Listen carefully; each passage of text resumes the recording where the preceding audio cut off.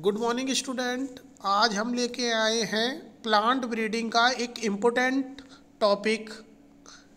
ठीक, ये टॉपिक जिसमें 3 शॉर्ट क्वेश्चन कवर किए गए हैं, जिसमें पहला टॉपिक है डोमेस्टिकेशन, जिसे हिंदी में ग्रामीण कहते हैं। ठीक, ग्रामीण का मतलब यहाँ पर है कि किसी भी स्पीसीज को वाइल्ड स्टेज से मानव प्रबंधन में ले जाने की प्रक्रिया डोमेस्टिकेशन कहलाती है। ठीक है ना। कोई वैरायटी है, कोई पौधा है, कोई प्लांट है जो किसी वाइल्ड जगह पर, यानी कि जंगल में या फिर ऐसी जगह जहाँ पर उनका कल्टीवेशन ना होता हो, ऐसी जगह से लाकर उसे मानव अपने मैनेजमेंट में क्या करे, ग्रो करे। इस पूरी प्रक्रिया को हम क्या कह रहे हैं, डोमेस्टिकेशन या ग्रामीण कह रहे हैं। ठीक है ना। तो मोस्टली जो हमारी कल्टीवेटेड क्रॉप है वो डोमेस्टिकेट हुई। ठीक है ना। पुराने ज़माने में जो लोग थे वो बहुत सारी वाइल्ड स्पीसीज़ को अपने मानव यानी कि मानव प्रबंधन में लेके आए और उन्होंने वहाँ पर उसको उगाना स्टार्ट किया। ठीक है। तो इस पूरी प्रक्रिया को हम क्या कह रहे हैं, डोमेस्टिकेशन कह रहे हैं। एक और डेफिनेशन से समझते हैं। Crop domestication is the process of artificially selecting plant to increase their sustainability to human requirement, taste, yield, storage and cultivation. ठीक है ना। यानी कि मानव ने अपने मैनेजमेंट में जंगली प्रजातियों को लाकर उगाना शुरू किया। किस पर्पस से? खाने के पर्पस से, पैदावार के पर्पस से, स्टोरेज यानी भंडारण के पर्पस से। ठीक है। तो डोमेस्टिकेशन की जो प्रक्रिया है वो 3 तरीके से होती है।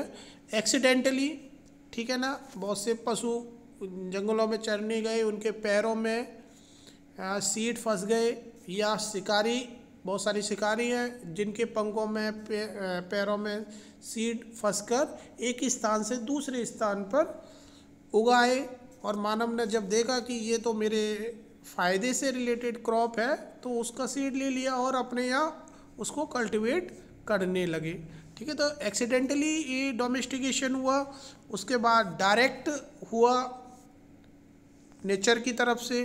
ठीक है। और कुछ हमने क्या किया, एग्रीकल्चर के रूप में उन सीड्स का क्या करा, उन पौधों का क्या किया, डोमेस्टिकेशन किया। जैसे कि सबसे पहला अगर बात करें वीट की, तो जो एमर वीट था उसका डोमेस्टिकेशन हुआ। ठीक। लगभग सभी कल्टीवेटेड क्रॉप को पहले यानी कि प्रागैतिहासिक मानव द्वारा डोमेस्टिकेट किया गया, उस अपनी अपनी उपयोगिता के आधार पर। ठीक है। तो सबसे पहला डोमेस्टिकेट वीट कौन सा था, अभी बताया मैंने, एमर। ठीक है ना। अब इसका इफ़ेक्ट क्या हुआ, यानी कि डोमेस्टिकेशन का इफ़ेक्ट क्या पड़ रहा है, जो इम्पोर्टेंट कैरेक्टर है उन पर। ठीक। तो इससे क्या होता है कि जो वाइल्ड स्पीसीज़ का जब कल्टीवेटेड स्पीसीज़ के साथ क्रॉस कराया जाता है, तो क्योंकि वाइल्ड स्पीसीज़ क्या है, हर कंडीशन में सरवाइव कर जाती है। ठीक है। कम प्रकाश मिले तब भी वो सरवाइव कर जाती हैं। तो ऐसे तो एलिमिनेशन करने में हमें एलिमिनेशन ऑफ डोरमेंसी पीरियड, यानी कि जो प्रस्तुतता का जो पीरियड था उसको वाइल्ड स्पीसीज़ के द्वारा क्या किया गया, हटाया गया।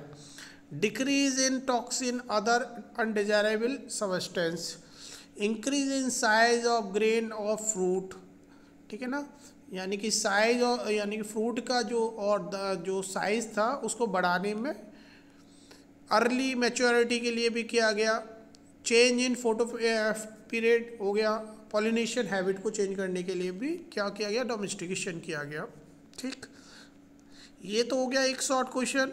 अब दूसरा आता है, इसी में ही शॉर्ट क्वेश्चन है, दशानुकूलन, जिसे एक्लमनाइजेशन भी कहते हैं।